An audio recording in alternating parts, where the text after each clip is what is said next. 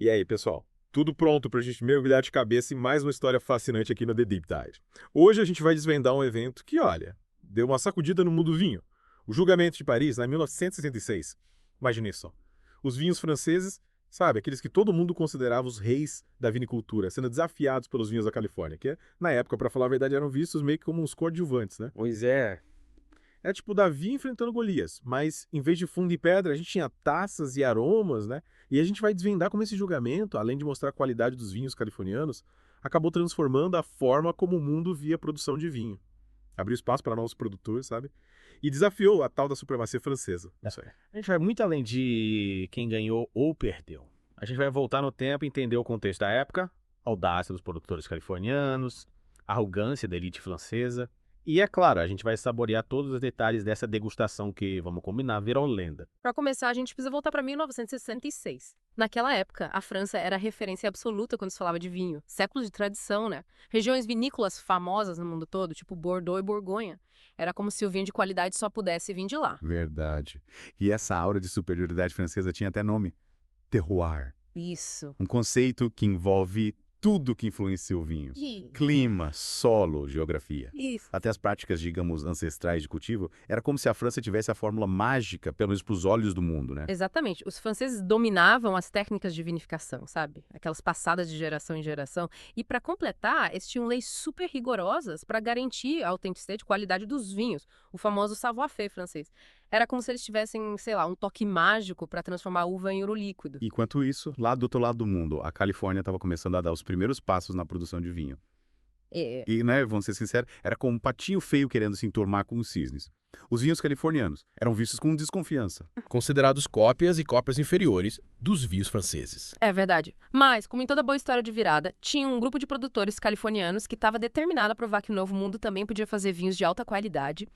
E eles não ficaram parados, né? Investiram em novas tecnologias, buscaram as melhores uvas e se dedicaram a criar vinhos com personalidade própria, sem tentar imitar os franceses. E é aí que entra em cena o Steven Spurrier, um inglês com uma loja de vinhos em Paris.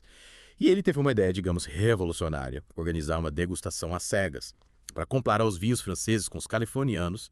Imagina a ousadia. E a genialidade.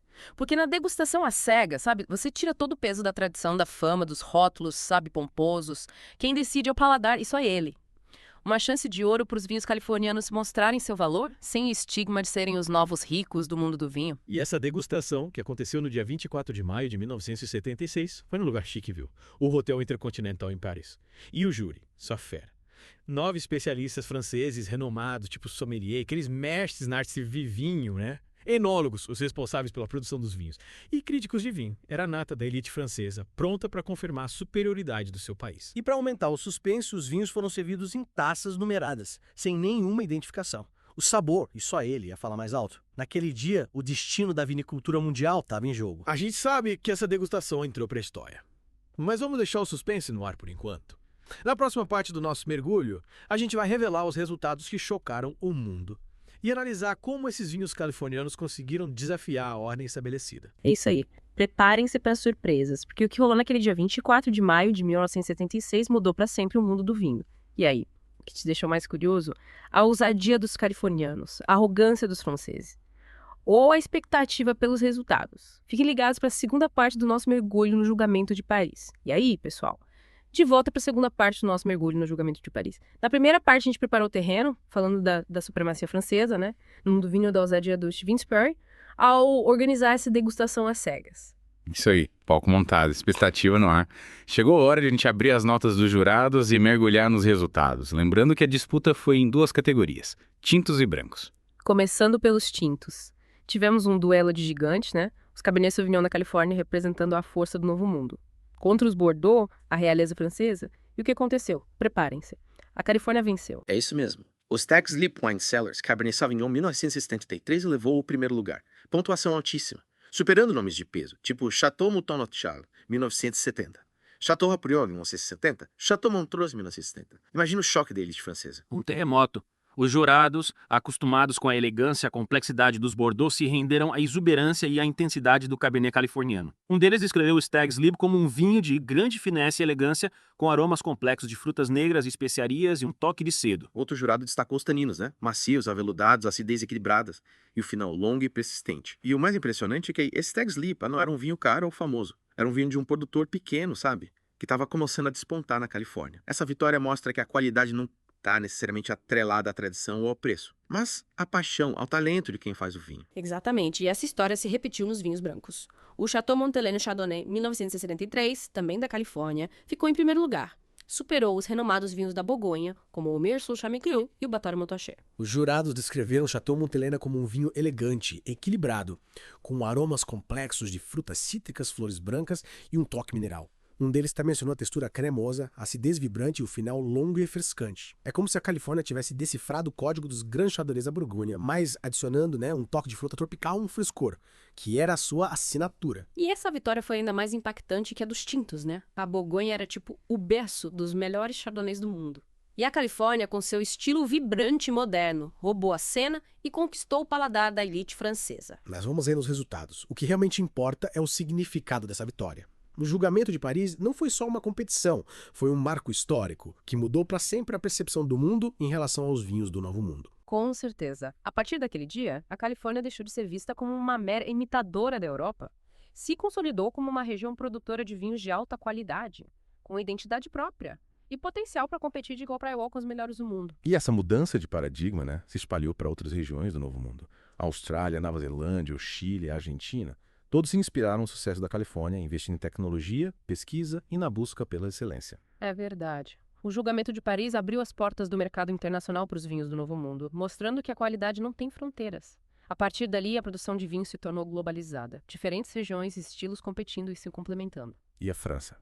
Diante dessa nova realidade, como reagiu à ascensão do Novo Mundo? Será que se fechou na sua tradição? Ou se abriu para a inovação? A França inicialmente reagiu com ceticismo e até um pouco de arrogância. Era difícil para a elite francesa aceitar que sua hegemonia estava sendo desafiada.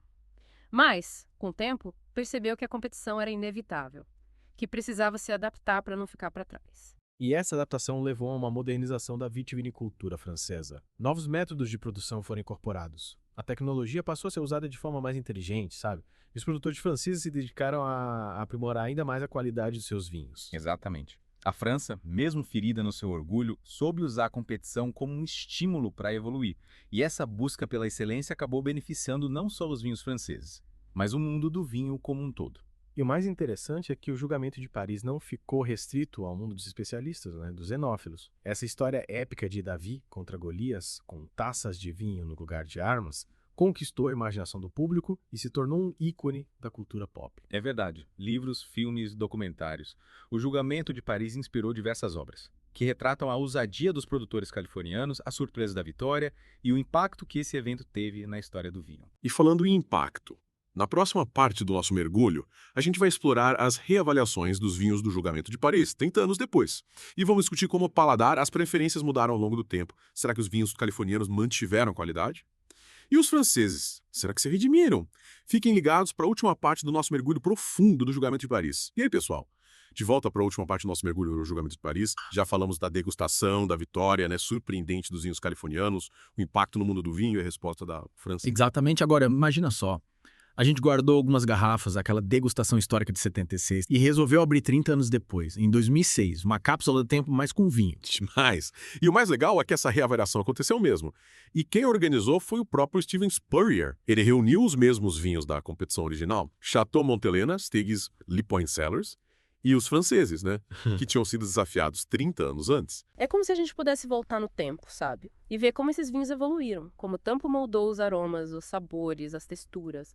Essa segunda degustação foi tão importante quanto a primeira, porque ela permitiu analisar a capacidade de envelhecimento dos vinhos e como a percepção do paladar muda com o tempo. E aí, os vinhos californianos, que eram a sensação em 76, conseguiram manter a qualidade depois de 30 anos. Ou será que os franceses, com a tradição, a expertise, tiveram revanche? O resultado foi surpreendente. Os vinhos californianos, principalmente o Chateau Montelena Chardonnay e o Stag's Leap Cabernet Sauvignon, continuaram brilhando, mostrando que não eram só vinhos, frutados para consumo rápido, mas vinhos complexos, com potencial de guarda, O Chateau Montelena Chardonnay, por exemplo, manteve a elegância e a complexidade. Os aromas evoluíram para notas de frutas cítricas, maduras, mel, especiarias, um toque de avelã. É como se o tempo tivesse adicionado camadas de sabor, de aroma, sabe? Deixando ele ainda mais intrigante. E o Stag's Leap se transformou num vinho ainda mais encorpado, estruturado, aromas intensos de frutas negras maduras, tabaco, couro e especiarias. E um toque de terra úmida.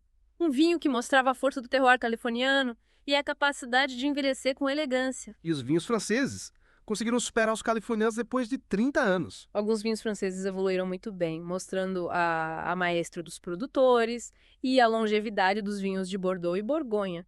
Mas, no geral, da degustação de 2006 confirmou a qualidade dos vinhos californianos e provou que eles tinham potencial para envelhecer tão bem quanto ou até melhor que os franceses. Ou seja, a Califórnia se consolidou de vez como uma potência no mundo do vinho, né? E essa segunda degustação, além de confirmar a qualidade, também nos ensina que o paladar é algo dinâmico, que muda com o tempo. O que a gente gosta num vinho jovem pode ser diferente do que a gente busca num vinho mais velho, né? E essa descoberta faz parte da magia do vinho. Com certeza. E o mais fascinante é que o julgamento de Paris, além de revolucionar o mundo do vinho, foi além das taças, virou um ícone da cultura pop. A história daqueles produtores californianos, sabe? Ousados, desafiando a elite francesa, conquistando o mundo, inspirou livros, filmes, documentários. É verdade. O filme Bottle Shock, por exemplo, conta a história do Chateau Montelena, a preparação para o julgamento de Paris, com um toque de drama e humor. E tem vários documentários que exploram os bastidores, né? Entrevistam os participantes e analisam o impacto do evento na indústria do vinho. Uma história que nunca se esgota e que deixa uma lição importante. A gente precisa ter a mente aberta para experimentar coisas novas, desafiar as convenções, buscar a excelência em qualquer lugar do mundo. É isso aí. O julgamento de Paris nos ensina que a qualidade não tem fronteiras. E que o mundo do vinho é um universo de descobertas, de sabores, de aromas, de histórias. E o mais importante, é um prazer que a gente pode compartilhar. Com amigos, familiares, com todo mundo que aprecia uma boa taça de vinho. É isso aí. Esperamos que vocês tenham gostado de mergulhar com a gente nessa história e que se inspirem para explorar o mundo do vinho com mais curiosidade, sem medo de se aventurar por novos sabores e descobrir novos vinhos. Bem, já é isso. E até o próximo mergulho aqui no The Deep Dive.